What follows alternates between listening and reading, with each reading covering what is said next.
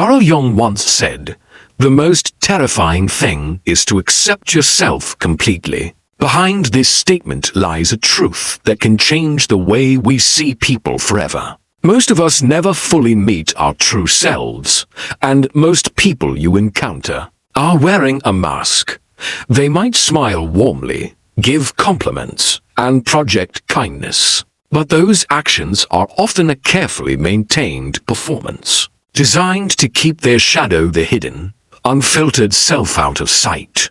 According to Jung, the shadow isn't necessarily evil. It's the part of us we've repressed, our fears, our insecurities, our unhealed wounds. Yet when the shadow isn't faced, it leaks out in subtle, often unconscious ways. The good news? You don't need decades of observation to see through the mask. In fact, Jung hinted that only 2 moments truly reveal a person's character: when they interact with the powerless and when they are given power themselves. Sign number 1. Watch how they treat the powerless. If you want to see someone's soul, don't observe how they speak to a CEO or a popular influencer. Watch them when they believe no one important is looking. Notice their tone with the waiter, the cleaner, the delivery driver, or the stranger asking for help. Do they offer dignity?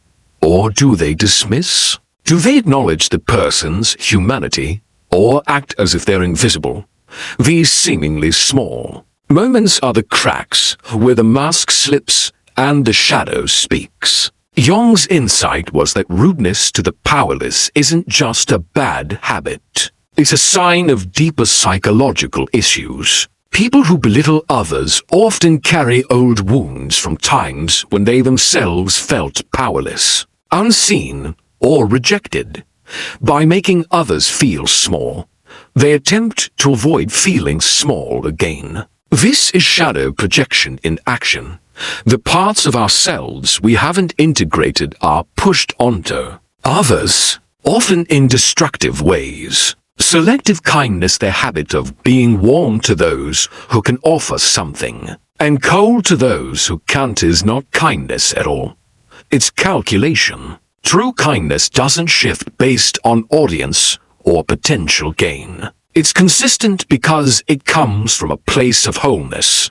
The waiter rule, and Jung's deeper take. Modern psychology has coined the waiter rule. If someone treats a waiter poorly, they aren't truly kind, they're simply acting. But Jung went deeper, explaining that such behavior reveals a crack in the soul. When empathy is selectively applied, it's not empathy, it's ego management. People who respect the powerless without needing recognition have likely confronted and integrated their shadow. They faced their insecurities and transformed them into humility and compassion. This is part of what Jung called individuation, the process of becoming whole by embracing both light and darkness within. Sign number 2. Give them power, then watch. The second revealing moment comes not when someone is weak, but when they gain strength. Give them a promotion, public recognition, money, followers, or even the upper hand in a small conversation, and observe. Power doesn't corrupt in the way we often think. Rather, it reveals what was already there. When someone is powerless, they often work to be liked. When they feel powerful, they may no longer feel the need to impress you. That's when the persona, the social mask, slips. Before power, a person might listen attentively, seek connection, and show humility. After power, you might see them interrupt more, dismiss old friends, or treat people as tools instead of humans. Modern neuroscience supports this. Studies show that as people gain power, they mirror neurons. The brain cells responsible for empathy can weaken, making it harder for them to emotionally connect with others. When the mask falls, the most sobering truth is that when someone changes after success, they haven't really changed. You're simply seeing the version of them that existed all along, now freed from the need to perform. The mask is exhausting to wear. Once someone has enough status or security, they may feel they no longer need to pretend. That's when the shadow becomes visible. This is why you may lose friends or feel betrayed when people rise in status. They didn't suddenly become cold. They always were. Jung's advice is simple but tough. When the mask falls, don't pick it up for them.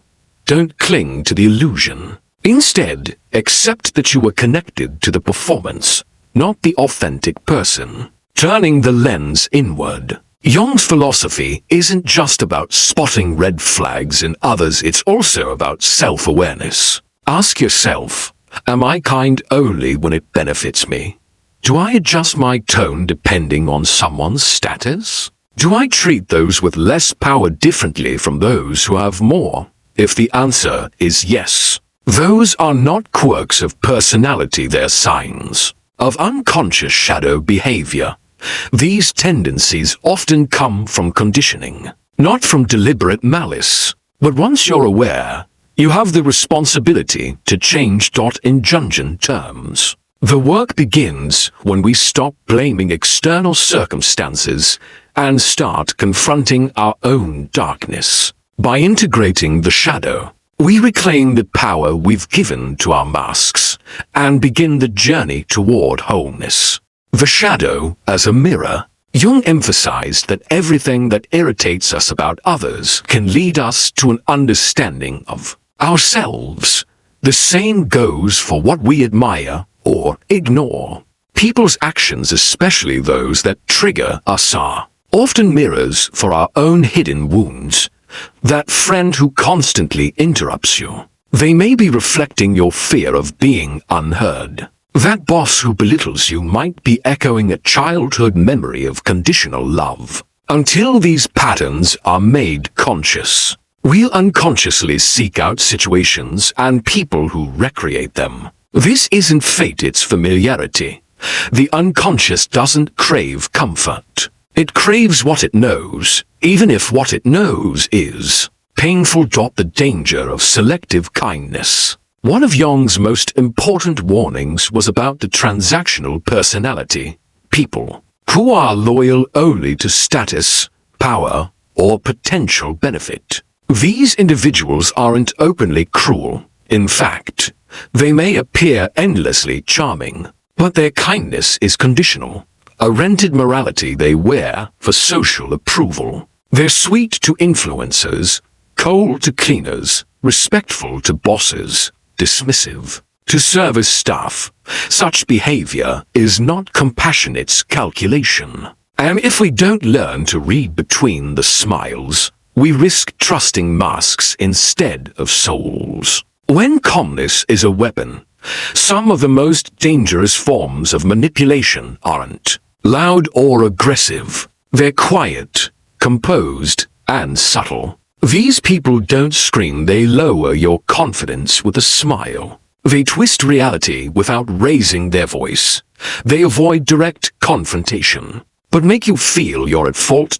Jung recognized this as psychological warfare rooted in fear. These individuals aren't truly powerful. They're afraid of accountability. The longer someone avoids the mirror of self-reflection, the darker their shadow becomes. Healing the shadow. The most courageous act is not calling out someone else's shadow, it's calling in your own. Real healing is rarely glamorous. It's not about affirmations and polished self-help quotes. It's about admitting your jealousy, your anger, your moments of arrogance, your desire to control. When you have the upper hand, do you use it to uplift or to dominate? When someone opens up to you, do you protect their vulnerability or store it for later use? These are the questions that bring the shadow into the light. Healing isn't about destroying the shadow, but integrating it. The shadow is often a wounded child, unheard, unseen, or shamed. It learned to protect itself through control, silence, or anger. By acknowledging and understanding it, we give it language and compassion, allowing it to merge with our conscious self. Integration and freedom. Jung taught that one does not become enlightened by imagining figures of light, but by making their darkness conscious. Integration is the goal. Freedom is the reward. When we no longer need to hide from ourselves, we stop relying on masks and stop attracting relationships that feed our wounds. Real strength isn't about appearing perfect, it's about being whole. Wholeness means you can face your flaws without shame and your pain without denial. It's knowing that the shadow isn't the villain, it's the path. Without struggle, there's no strength. Without shadow, there's no light. Your next step, the next time you meet someone, remember Jung's two revealing moments. 1. Watch how they treat the powerless. 2. Give them power. Then watch. And when you see the cracks in others' masks, don't forget to look for the cracks in your own. The journey toward individuation begins not when you can see through others, but when you can see through yourself. The shadow isn't your enemy, it's your map back to authenticity. The work is uncomfortable, but on the other side is freedom. Freedom from the need to perform, freedom from the patterns that keep you stuck, and freedom to live as your whole, unshakable self.